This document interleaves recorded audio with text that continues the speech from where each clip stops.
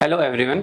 आज हम बात करते हैं स्लीप के बारे में। आपने सुना होगा sleep is a commonly underrated subject. नींद आती है, ठीक है, 8 घंटे की आ रही है, 10 घंटे की आ रही है, but most important thing is a quality sleep. So अगर हम स्लीप के बारे में बात करें तो उसके कुछ मेजर्स हैं। जैसे हम लोग ओरल हाइजीन, जैसे एक डेंटिस्ट से आप सुनेंगे ओरल हाइजीन मेजर्स कि रात को सोने से पहले ब्रश करना, सुबह उठ के प्रॉपरली ब्रश करके गार्गल करके खाना खाना। उसी तरह स्लीप के भी कुछ हाइजीन मेजर्स हैं, जिसमें मेनली हम उन्हें कहते हैं 6 कप्स ऑफ टी। उसमें सबसे पहला आता है टाइम। सो स्लीप के लिए सबसे ज़्यादा ज़रूरी है आपकी कंसिस्टेंसी। आप किस समय सोते हैं और किस समय उठते हैं वो मैटर करता है। एटलीस्ट 7 to 8 आवर्स की मिनिमम स्लीप ज़रूरी है हर एक नॉर्मल इंसान के लिए। बच्चों के लिए ये स्लीप कुछ ज़्यादा होती है, जैसे टीनेजर्स के लिए बोलूँ तो 9 से 10 घंटे, और छोटे बच्चों के लिए और बोलूँ तो 14 से 16 घंटे, और न्यूबॉर्न्स के लिए लगभग 16 से 18 घंटे। वैसे लेकिन नॉर्मल इंसान के लिए जो मिनिमम स्लीप आवर्स हैं वो 7 to 9 आवर्स होने चाहिए। So first is a time. Second point है टेम्परेचर। यहाँ हम कोर बॉडी टेम्परेचर की बात कर रहे हैं, जिसमें आप कोर बॉडी टेम्परेचर अगर लो रहता है तो वो आपको स्लीप को इंड्यूस करने में हेल्प करता है। अब दो तरीके से हम कोर बॉडी टेम्परेचर को कम कर सकते हैं। पहला, सोने के 1 या 2 घंटे पहले वार्म वाटर बाथ, और दूसरा आपका जो रूम का टेम्परेचर है उसको आप 18 से 22 डिग्री के बीच में अगर मेंटेन रखते हैं तो वो आपका कोर बॉडी टेम्परेचर को कम करता है और मेलेटोनिन सिक्रीट करने में हेल्प करके आपकी स्लीप को इंड्यूस करता है। Third is your tummy.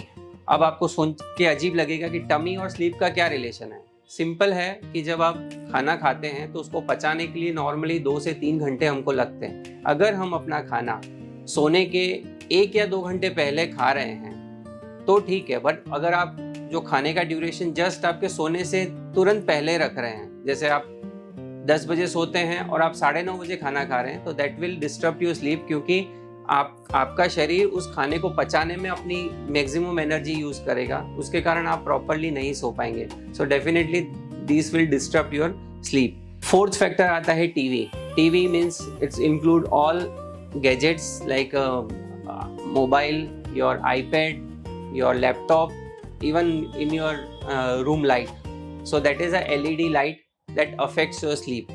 For proper hygiene measures आपको एटलीस्ट 1 से 2 घंटे पहले स्क्रीन को अपने रूम से या अपनी लाइफ से डिस्कार्ड करना होगा। इट मीन्स कि आपको स्क्रीन ऑफ करनी रहेगी। That is the most important thing.